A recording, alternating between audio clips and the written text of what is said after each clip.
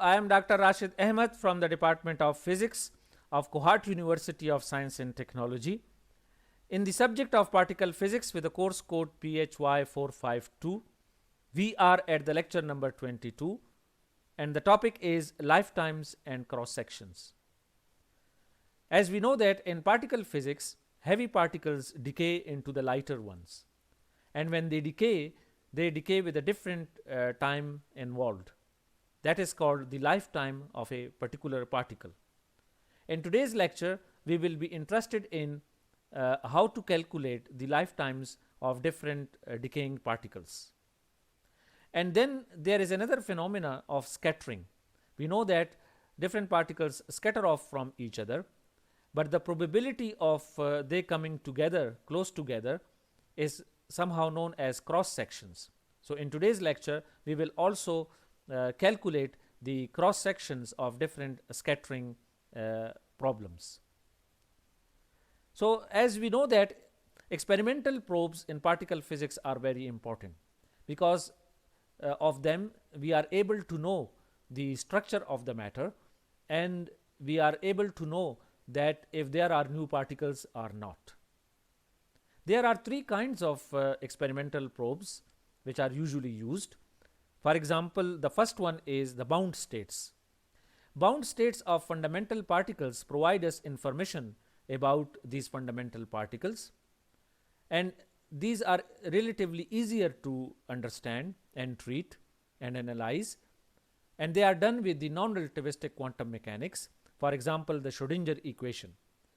So Schrodinger equation solving for the different bound states of matter provide us the information not about only the bound states but also the fundamental particles involved there. For example, in case of the hydrogen atom, we can apply the Schrodinger equation, which is the bound state of a proton and an electron, and it not only provides us the information about the bound state, that is in hydrogen atom, but also about the electronic structure and the proton and so on. But it has its own limitations, and we have to go towards other probes, for example decays. And as we know that all the heavier particles have to decay into their lighter constituents, and when they decay, then we know that there are some other particles. So when usually these were in initial days of particle physics, these decays proved to be very useful in order to discover the new particles. And the problem is these decays are usually relativistic, and we cannot use non-relativistic quantum mechanics, for example Schrodinger equation, to understand decays. So therefore we have to go to the relativistic quantum mechanics or Feynman calculus in order to understand the decays. And today's lecture I will tell you the different quantities involved in decays, and I will tell you how to calculate them, for example the decay rate. But in future lectures we will develop the complete Feynman calculus for calculating the decays. And the third one, and also very important, is the scattering. Again, if there is no decay involved, then what we can do that in order to understand if there is some other new particles or there is a further structure in some kind of bound state, then what we do that we collide different particles, and from this collision they split apart into their constituent particles, and then we know the new particles or the structure of these heavier particles. These scattering phenomena have become very popular. For example, in Large Hadron Collider, two proton beams were scattered, but to get the sufficient information at high energies, we have to first accelerate the particles and then make this scattering or collision, and when they collide and scatter off from each other, then they usually break apart into their constituent particles, which we are interested in. But just like decays, these scattering are also cannot be treated non-relativistically, and we have to apply the relativistic quantum mechanics, that is the Feynman theory, Feynman calculus methods, to understand the scattering. So in these two cases, the bound states, the decays and the scattering, we will apply the Feynman calculus. But that we will do in the coming lectures. In today's lecture, I will tell you that how we can understand the decays first, and the second part of the lecture will be that how we can understand the scatterings. So let's start with the decays. So as you know that if we have a heavy particle, it has to decay if it is not stable particle. Some of the particles are stable. For example, proton is a heavy particle, but it's a stable particle, so it usually does not decay, and it's good for us that it does not decay. Otherwise, atom will also decay, and we will not be able to survive. But some of the particles do decay with the time, and the important parameter then involved here is that how this decay is implemented. For example, and the other thing is that this decay is very random, which means that we do not know which particles will decay first and which particle will decay last. All we can do is to calculate that how many particles will decay. So this is because of the randomness involved in the decay. We want to calculate the change in the decay in the number of particles at particular instant. Let's say call it dn, and this gamma n provides us the decay rate. So this gamma is the decay rate, and n is the number of particles, initial number of particles, and dt is the time in which some of the particles have decayed, and we are left with this is the decrease in the number of particles. So these are the number of particles, and this is the time interval. So these are the number of particles present initially. So initially these were the total. For example, let's say we had 100 particles which were initially present, and this is the time interval in which these particles have decreased, and this is the decrease in number of particles. For example, from 100 these particles have decreased to 70. So this tells us that how many particles have been decreased. And the last thing and the important thing is the decay rate. This gamma is the decay rate, which tells us how fast this decay is happening. And you can see that if this is telling us how fast this decay is happening, then from this decay we can also calculate the lifetime, and you will see that this decay rate will give us the formula for the lifetime of any particle. So if we integrate this equation, then you can know that we can get the n, the total number of particles, and these are the total number of particles at any instant, and n0 are the number of particles which were initially present, and exponential is giving us this gamma, which is the decay rate, and this t is the time and which the decay is happening. So this formula is very important and simple formula, with the help of which you can also understand the radioactive processes, where basically the decay processes where particles disintegrate and go into other particles with emission of some energy. And but in particle physics, we know that these decay rates are governed over here, and we also are interested primarily in the lifetime of the particles, which is related to this gamma, that is the decay rate.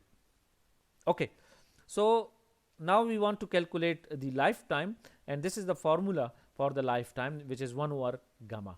So lifetime of any particle is the 1 over gamma, and it is intuitive. So if you know that how fast a particle is decaying, so its life will be less, and if this gamma is very big, then the life is less, and if gamma is small, that is it takes a lot of time to decay, then certainly this gamma this tau, which is the lifetime, will be low. So this is inversely proportional. Gamma and tau are inversely proportional, that is the lifetime of any particle is inversely proportional to the decay rate. So if there is a possibility that we have a many decay modes, that is a particle is not simply decaying into one particle. If there is a heavy particle available, it can decay into many particles. There is a possibility that a particle is not decaying into one single particle, but it decaying into many modes and many particles. If this is the case, then we can write that the total decay rate gamma is the sum of the individual decay rates. So for example, if a particular particle is decaying into different modes, so we will calculate the decay rate for every mode, and it could be different. So we calculate the decay rate for the first mode and second mode and third mode and so on, and then we sum them together to find the total decay rate of that particle. So for example, if there are 100 particles available, and these out of 100, 50 going into one mode with a different decay rate and 30 going into another mode into different decay rate, then we have to add them together to get the total decay rate for the original particles. So let me give you an example with the help of which you can understand this process. For example, the pion pi plus has different decay rates, different decay modes. For example, this pion can go to the muon plus and muon neutrino. So this is one of the mode in which this pion can decay. There are two particles, and then there is another mode in which it can decay is the positron and electron neutrino. This is the most abundant one where it can decay, but this is the less its probability is less, but still some of the particles, some of the pions decay into this one. And there is another one, a very less one, but it's still there, the muon and muon neutrino plus gamma, and there is one another gamma is also coming into the decay products. And the last one is the positron and neutrino, electron neutrino, and the pi minus, pi zero, chargeless pion. So you see that this pion plus can decay into many modes. So now what we have to do is to calculate the decay rate for every mode, and then we have to sum them together. So this was an example where you have seen that a particular particle can decay into many modes, and then for every mode we have its own decay rate, and then at the end we have to sum up the all decay rates in order to calculate the total decay rate of any particle. So then total lifetime, the lifetime of this particle, for example pi plus, pion plus, would be the 1 over the total decay rate. So decay rate from here plus here plus here plus here will give us the total decay rate, and it is the inverse of the lifetime of this pion. Okay. So this was the decay rate, and you now know that how we can calculate the lifetimes from the decay rate when the particles are decaying, and this was one concrete example. Now there is another thing involved in here is the branching ratios. As I already said that a particle can decay into different branches or different modes. So we have calculated the decay rate for every one of them. But there is another interesting question that what is the ratio of this mode with this mode? That is, for example, there are 60% of 65% of particles going into this mode, and let's say only 30% are going into this mode. Then the ratio with which they have is called the branching ratio. So branching ratio for the ith decay mode is gamma I over gamma total. As you can see, this is the decay rate of our particular mode, and this is the total decay rate. So from this we can calculate this ratio, and this is called the for any particular decay mode, this is called the branching ratio. So once we know the branching ratio, then once we know the decay rates, then we can also know the branching ratio, and from there we know that which branch is most probable. Okay, this was the first part of today's lecture. Now we go towards the second, where we will talk about the scattering, that when two particles come together, they scatter off from each other. And this is, as I said, this was another experimental probe, and an important one, and in a modern one, where we scatter different particles from each other, and from this scattering we get information about their constituent particles. Usually they split apart into their constituent particles. But scattering in particle physics is not like a usual scattering. It's kind of a soft scattering. So what do we mean by soft scattering? By soft scattering we mean that when two particles come together, probably they will not have a head-on collision, but still when they pass from nearby each other, they will have effect on each other. For example, if an electron is coming close to the proton, it will never hit it, but still it will feel the force, the Coulomb attractive force from it, or if electron is coming close to another electron, then it will feel the Coulomb repulsive force from it, even though they will never come in the physical contact.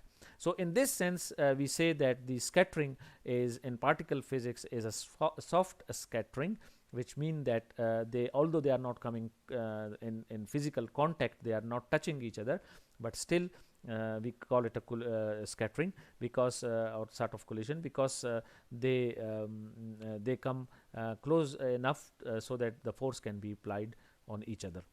So for this we want to know what is the cross section. By cross section we mean the probability of coming closer to one another.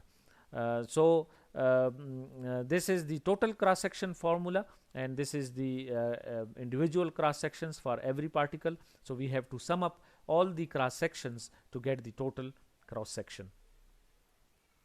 So in this slide we want to develop what is the cross section, and this is a hard sphere scattering example. So you can see that for example we have a one particle over here, consider it like electron, and there is another electron coming down. So they scatter off, and this is the angle theta. Particle bounces off the sphere. Let's say consider there is a sphere and it bounces off it. So we have this scattering angle. So this is the scattering angle with which it's scatter off. It will not come with a physical contact or with a head-on collision. It will scatter off with making some angle. So bigger is the force between them, the bigger will be this scattering angle. And then there is another parameter is called impact parameter, and this is B is the impact parameter, and this is the distance. For example, this was a scattering center and this particle was coming, so it has to go on that line. But since of the repulsive force, for example, present between them, consider that this is an electron, the sphere is some kind of electron, and there is another electron coming in, so they will repel each other. So once they repel each other, so this was the original path on which this first electron had to go, but because of the repulsion it had to change its path, and it is going now on this curved path with making an angle theta. And this B is the distance between the initial where the first particle is present and the particle and the path on which the particle was supposed to go. So this is called the impact parameter. And there is the relationship between the impact parameter and the scattering angle, which I will show you in a moment. And this is called the hard sphere scattering. So mean that there is some sphere present and another particle is coming, and it is trying to go near it, but because of the repulsive force it cannot go, and it will scatter off with a certain angle.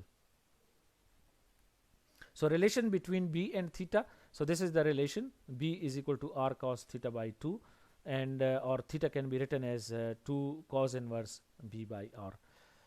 And you can also see this hard sphere scattering over here in this diagram, because you see that there is a sphere present, and this is the radius of the sphere, as you have seen in the last example, this r here. So this is the radius of the sphere, and this is the scattering angle. This is the impact parameter, and this particle was coming closer to this sphere, but it's at this moment was scattered off. That's why it's called hard sphere scattering. And this was the angle with which it was scattering off, that is called theta. So you see that there is a relationship between B and R involving theta as well, or B and theta. So this relationship, as I have shown to you, this is B r cos of theta, or theta is equal to 2 cos inverse B by r. Okay. So we can also then talk about the differential scattering cross section, and this is the d of theta, which is actually the derivative of the cross section with respect to omega, and omega with respect to omega, and this can be written equal to, if you calculate this derivative, you will find out that this is the differential cross section, or it is related to the initial cross section sigma. Okay.